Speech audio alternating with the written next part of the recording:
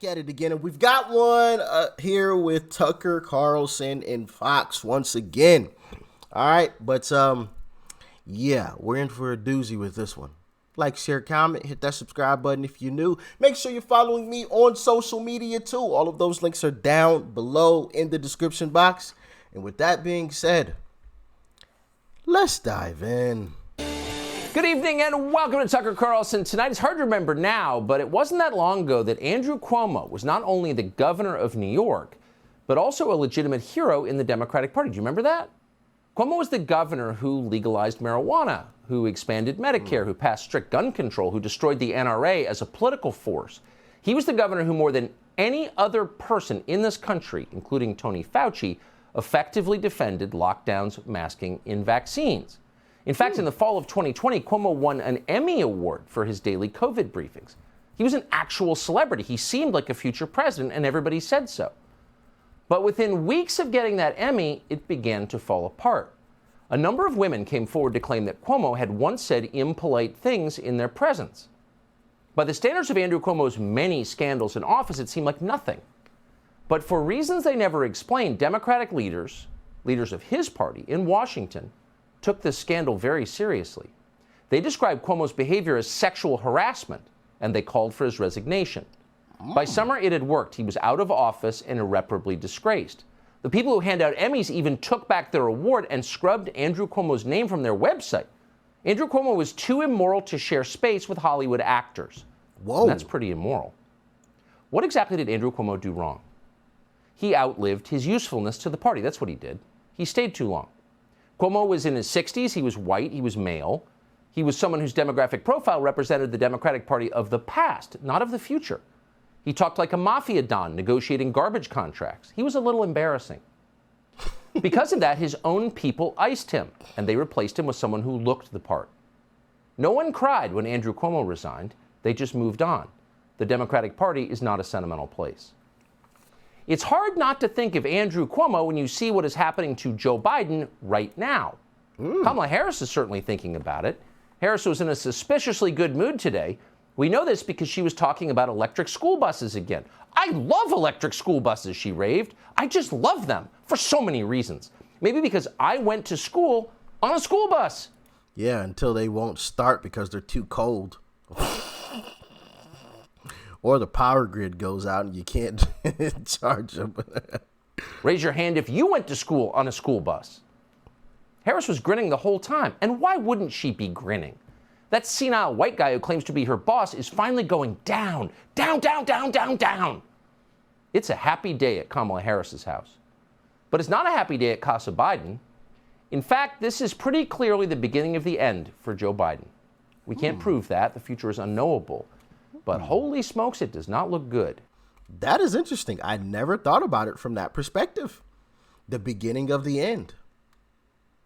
To usher in a new Kamala. Or Michelle. And you know, the more that I've thought about this, the more that I've come down to those two. Right? For one big reason. Because of the left's focus on race and representation. I have a strong feeling that there's going to be quite a number of people on the left that are going to ridicule, leftist politicians if they don't give the spot to Kamala first or Michelle Obama. I just have a sneaky suspicion. Because they're gonna say, well, why'd you skip over the black woman? Why'd you skip over the black woman? We wanted the black woman. That's right. You see what I mean? Do y'all agree? Let me know in the comment section. I think it has to be Kamala. And if it's not her, then she has to come out and say, no, I don't want it. And she has to be convincing when she does it. Because otherwise, there's going to be a conspiracy that's going to come out. There's going to be like, well, they convinced her to say that she doesn't want it, so the other old white guy could get it. That's what a lot of these leftists are going to say. Guarantee it. Guarantee it. Play back this video leading up to 24. All right. just have a really sneaky suspicion. Okay, if Joe goes down, then it has to be Kamala. If it's not Kamala, it has to be Michelle. If it's not Michelle, then she has to be convincing when she says, "I don't want it." You know, I watched my husband go through it. I don't want it kind of situation, and she has to be convincing when she does it.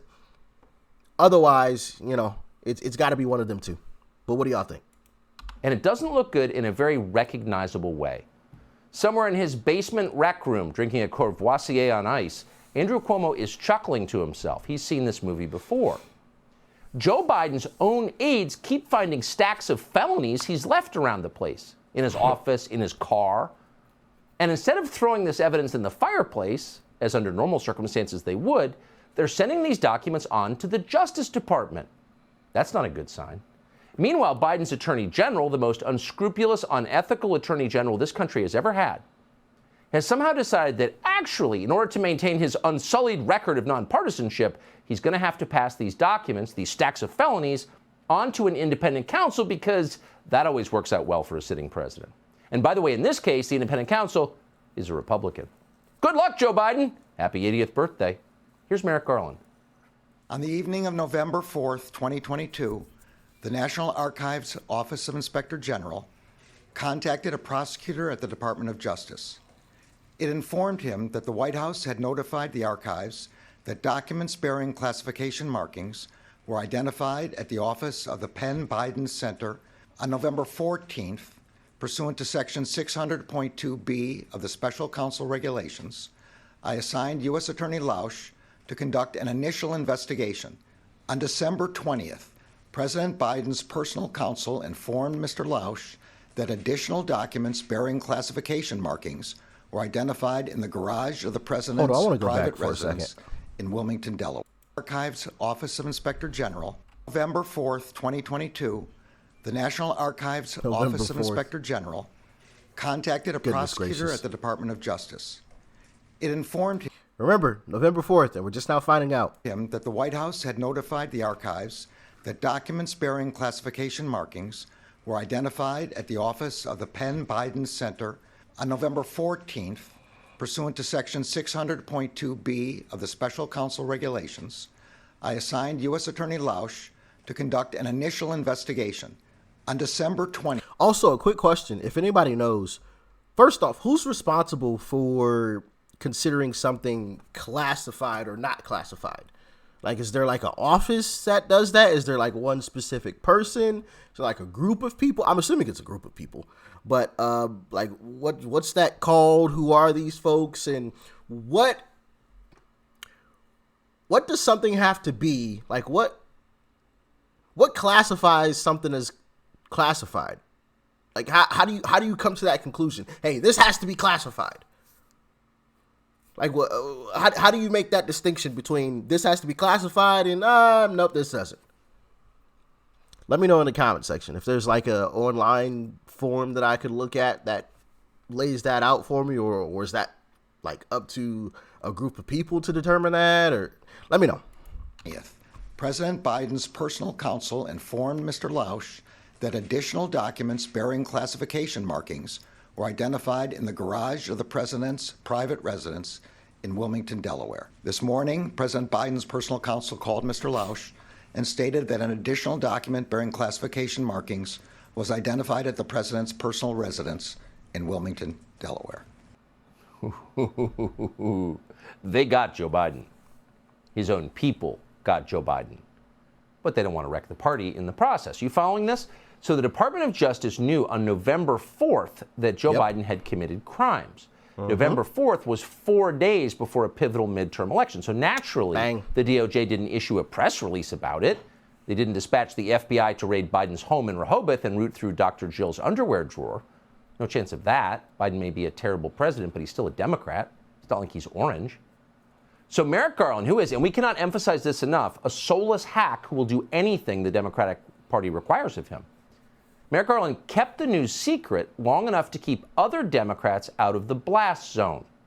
Why hurt everybody else? They're just trying to hurt one guy. It's Joe Biden. So it wasn't until today that we knew Biden had been stashing state secrets in his Corvette. Here's Fox's Peter Doocy. Mr. President, classified material next to your Corvette. What were you thinking? Let me, I'm going to get a chance to speak on all this, God willing, soon. But as I said earlier this week. Did y'all catch what he said there? Run that back. Now, maybe I just haven't heard enough of his speeches. You know, obviously, the speeches that I've heard, I've checked out with you guys.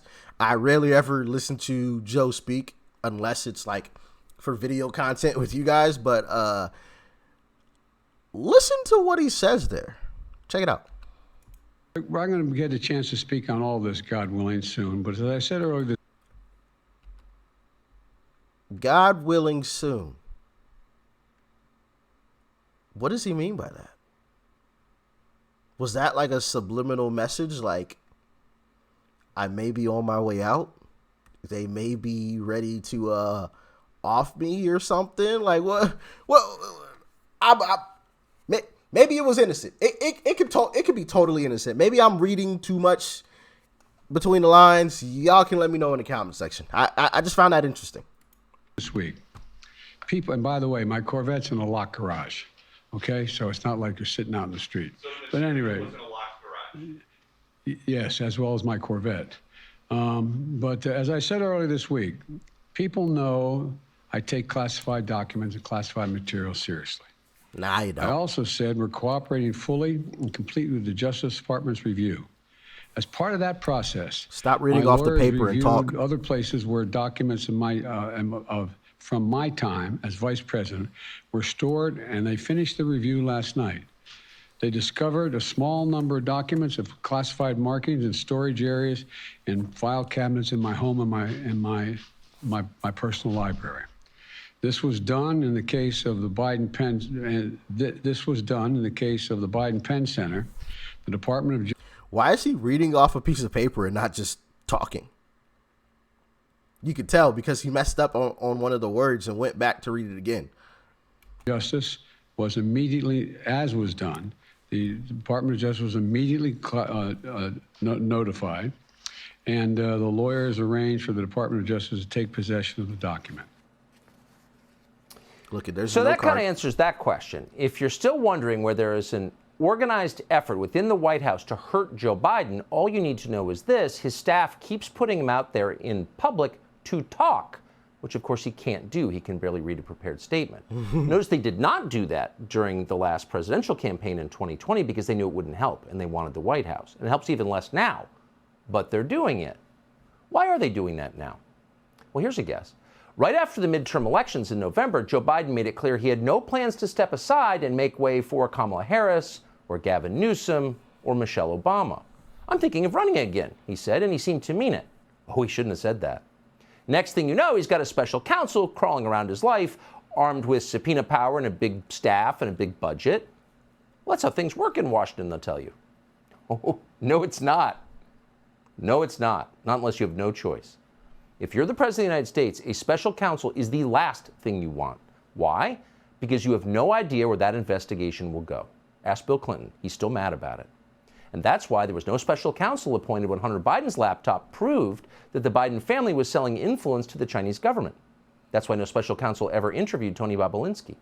Because that was all before Joe Biden suggested he might run again and thwart the ambitions of the next generation of Democratic candidates.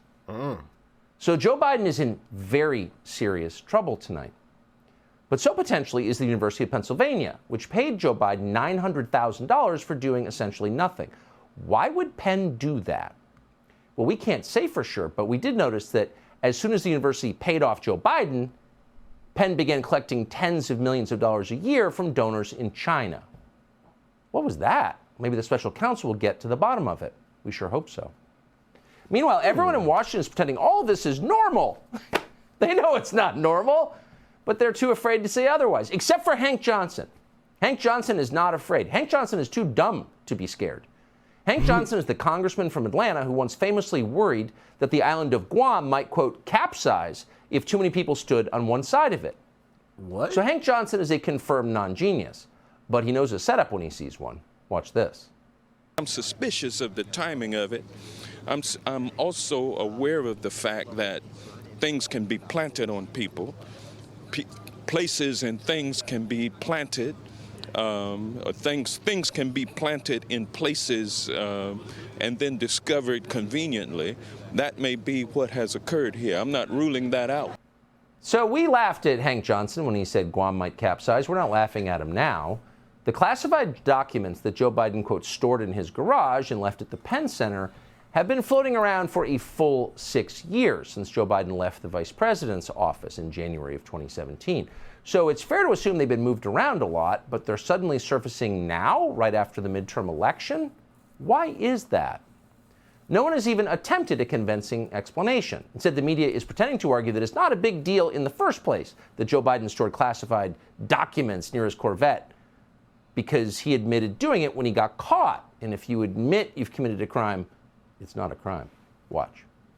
There is another key difference between the cases, though. In Biden's case, his attorneys reported the discovery and cooperated by turning them over immediately. That was not the case, of course, with Trump. So in the Mar-a-Lago, Actually, Trump's lawyers were in contact, and they did turn over some of the documents, if I remember correctly. So that's a lie. case, that really does appear to be a much more complicated case. Of course, we're seeing a very big difference in what the Biden White House is doing around this and what Trump has done. Night and day. You have the inadvertent, we don't even know if Biden had anything to do with it. There are important distinctions between this and the swirl of controversy around Donald Trump and the documents at Mar-a-Lago. What you see in that documents case is a textbook example of the best possible way of handling the discovery of government documents after leaving office that should have been returned before leaving office. What you see is the exact opposite of Donald Trump's behavior. These people are so filthy. If their team invaded Poland, they'd defend it. They'll say literally anything. This is the exact opposite of Donald Trump's behavior. All right, Larry O'Donnell. What they're forgetting is that the Trump raid took place in August, not that long ago, and a lot of people still remember the details from it. Trump and his lawyers met with federal investigators and showed them the classified documents that had been stored at Mar-a-Lago. And the FBI told Trump's lawyers, hey, put a lock on the door of the storage room. So they did. Bang. Then, when Trump's attorneys volunteered that there were more classified documents at Mar-a-Lago, volunteered, including the famous cocktail napkin, the FBI showed up with guns. And everyone knows that, including everyone you just saw in the clip. They are lying. And that's a problem because they're trying to obscure the saddest fact of modern life, which is there's now an obvious double standard in American justice. And that means we have no justice at all. That's a tragedy for this country. It'll be a long time before we recover from it. Joe Biden is partly responsible. He helped introduce this corruption into our system. And in one of those weird twists of fate that was probably inevitable but still feels like actual justice, Joe Biden is about to suffer greatly for it. Subscribe. The left eats itself. Very interesting to see. I really don't know how to feel about it. Right now that I've been presented with, a little bit of a different scenario. What if it was planted for, the reason that, Tucker described there to usher in Kamala? And even if it wasn't planted, why did it take this long? He was vice president. How long ago was that? 6 years ago? It was a long time ago. And all of a sudden, now, it didn't come out 2 years ago with the election. It didn't come out a couple months ago, the midterms. It came out now. Interesting, if you ask me. Very, very interesting. The guy said, it's interesting timing. I forgot the senator's name. From Atlanta, the Democratic senator. Very interesting timing. And the fact that he thought an island would tip over was just idiotic and weird. That's honestly hilarious. I need to find that clip. But, yeah, do I think they were planted? No. Just putting it all together, I don't think the documents were planted. But I do find the timing very, very interesting. The only thing that would have made this worse is after he officially announced then you come out with it. But I think that would have been just a little too obvious. So I think they didn't have a choice but to do it now. Like, it had to be now. If you would have waited until he officially announced, yeah, I'm running for president again in 24, blah, blah, blah, and then you dropped it, then it would have been way, way too obvious. So maybe this is the timing that they had to do it. And the reason why I say, you know, I'm a little standoffish on it, because I think Joe would be the easiest opponent to defeat in 24. I think Joe's the easiest out of all of the other options. Kamala obviously has an Infinity Stone, 2 Infinity Stones. She's a woman, and, you know, they consider her black, right? So she's going to have that. You know, people will literally vote for her simply because she's a woman, and a lot of people will vote for her simply because she is black. A whole lot of people. So she's got those 2 things, and obviously Michelle has the same thing. And unfortunately, I've seen some people like getting behind Gavin online. Now, I think Gavin would be the easiest out of those 3, but out of the 4, Joe is the easiest. So I would prefer to see Joe up there going against Uncle Trump or DeSantis.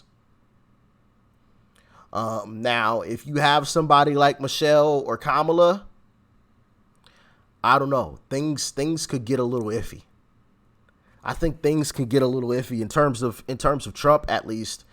I think Trump was already going to be a close race with Joe, simply because of how they've demonized this guy and how they've repeated it so much that it's ingrained in a lot of these leftist brains. And now they've indoctrinated the kids coming up throughout school. So now they're turning 18. And so you know what they're going to do. They're signed, sealed, delivered for the Democratic Party. You know, so I don't know. Obviously, time will tell as we get closer to 24. But I pose the question to you guys. What do you guys think? Do you think, you know, I was right in, you know, stating that not having Joe would create a major, major difficulty for Uncle Trump to run again because of the way he's been demonized?